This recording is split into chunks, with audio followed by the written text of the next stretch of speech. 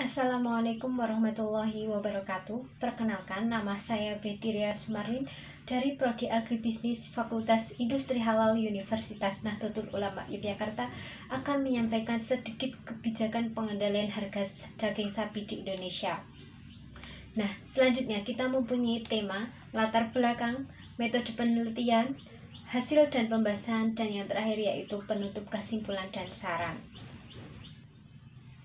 Sebelumnya, kita telah mengetahui bahwasanya permintaan daging sapi di Indonesia ini terus tumbuh dan menyebabkan peningkatan kesenjangan antara produksi rendah dan konsumsinya yang sangat tinggi. Selain karena meningkatnya permintaan di bulan Ramadan atau Idul Fitri, permasalahan lain juga memberikan kontribusi yang signifikan terhadap pergerakan harga daging yang melambung tinggi. Upaya yang dilakukan oleh Beppanas adalah mengimpor sapi atau daging sapi. Nah, upaya ini kurang tepat karena di Indonesia ini berpotensi mengembangkan ternak sapi potong untuk pemenuhan kebutuhan daging dalam negeri. Oleh karena itu, latar belakang dalam kebijakan pengendalian harga daging sapi ini adalah permintaan terhadap daging sapi terus meningkat sehingga kesenjangan produksi dan konsumsi terus membesar. Akibatnya, harga daging sapi di pasar domestik terus meningkat. Selain itu, beberapa pasar di Jakarta dan sekitarnya sejumlah pedagang daging sapi mogok berjualan. Oleh karena itu, Presiden membentuk Bappenas guna mengkoordinasi, merumuskan, dan menempatkan kebijakan ketersediaan pangan dan stabilisasi pasokan dan harga pangan. Untuk itu, DPR Republik Indonesia melalui Komisi 4 dan 6 dapat mendesak pemerintahan untuk mengembangkan ternak sapi potong dalam negeri daripada membuka impor. Melalui upaya tersebut diharapkan kedaulatan, kemandirian, dan ketahanan pangan akan terwujud. Selanjutnya yaitu metode penelitian. Metode penelitian yang digunakan adalah metode analisis. Yang digunakan dalam analisis ini adalah data sekunder. Data sekunder meliputi data produksi sapi potong, produksi daging sapi, harga daging sapi eceran di dalam negeri, dan harga daging sapi internasional. Selain itu juga ada volume impor daging sapi, BPS atau Badan Pusat Statistik, serta Kementerian Perdagangan. Selanjutnya yaitu ada pembahasan. Di masa pandemi COVID-19 ini banyak negara yang berusaha untuk menjamin ketersediaan pangan dalam negerinya agar tidak mengalami krisis pangan. Oleh karena itu, selama pandemi, menurut FAO dan World Food Program, krisis pangan dapat saja terjadi. Ada 4 hal yang menyebabkannya, yaitu yang pertama, lapangan kerja dan upah yang menurun. Yang kedua yaitu disrupsi penanganan pandemi pada produksi dan pasokan pangan dunia. Yang ketiga yaitu menurunnya pendapatan pemerintah. Dan yang keempat yaitu meningkatkan ketidakstabilan politik yang memicu konflik berbasis sengketa sumber daya alam. Nah, kondisi ini sebenarnya sudah disadari oleh pemerintah sejak tahun 2020. Namun, dinyatakan dalam kajian Biro Perencanaan Sekretariat Jenderal Kementerian Pertanian. Oleh karena itu, ada 4 hal yang membuat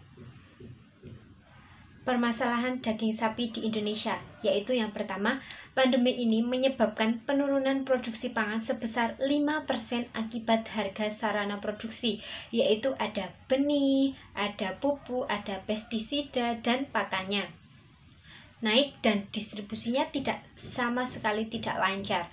Yang kedua yaitu kebutuhan pangan di masyarakat akan meningkat 5% karena panic buying atau yang disebut juga masyarakat itu menimbun.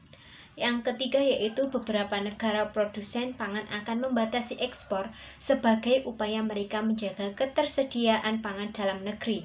Yang keempat yaitu ketika ketersediaan daging sapi tidak sebanyak permintaan selayaknya hukum pasar, maka terjadilah kenaikan harga daging sapi di masyarakat. Yang kelima yaitu ada dengan momen tahunan seperti bulan Ramadan atau Idul Fitri ini menyebabkan harga daging sapi cenderung naik setiap tahunnya.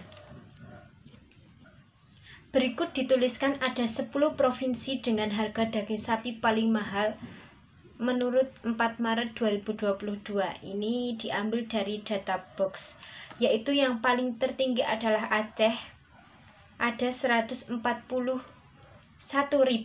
Yang kedua yaitu ada DKI Jakarta, 140.000. Ada Sumatera Barat, yaitu 139.000. Ada Banten, ada Kalimantan Barat, ada Kalimantan Selatan, Jawa Barat, Papua Barat, Sumatera Selatan, dan Kalimantan Timur. Berikut datanya. Setelah kita mengetahui permasalahan yang dihadapi daging sapi di Indonesia ini, pemerintah melakukan upaya, yaitu penetapan harga pada tingkat produsen sebagai pedoman pembelian pemerintah. Yang kedua yaitu pengelolaan dan pemeliharaan cadangan pangan pemerintah. Dan yang ketiga yaitu penetapan kebijakan tarif yang berpihak pada kepentingan nasional. Yang keempat yaitu pengaturan ekspor dan impor pangan. Selanjutnya, ada kesimpulan pangan adalah hak asasi manusia dan negara wajib menjamin terpenuhnya kebutuhan pangan bagi rakyatnya. Oleh karena itu, upaya Badan Pangan Nasional menstabilkan harga daging sapi dengan membuka impor dirasa menodai kedaulatan pangan, kemandirian pangan, dan ketahanan pangan. Melalui upaya ini, diharapkan ke depan adalah kebutuhan daging sapi di masyarakat, khususnya di Indonesia, terpenuhi dan ketahanan pangan, kemandirian pangan, dan kedaulatan pangan ini terwujud. Amin, amin. Oleh karena itu, DPR Republik Indonesia melalui Komisi 4 yang membidangi pangan, BUMN, dapat mendorong pemerintah untuk melakukan berbagai upaya tersebut untuk memanfaatkan potensi dalam negeri dalam rangka menjamin ketersediaan daging sapi sekaligus mewujudkan kedaulatan pangan, kemandirian pangan, dan ketahanan pangan.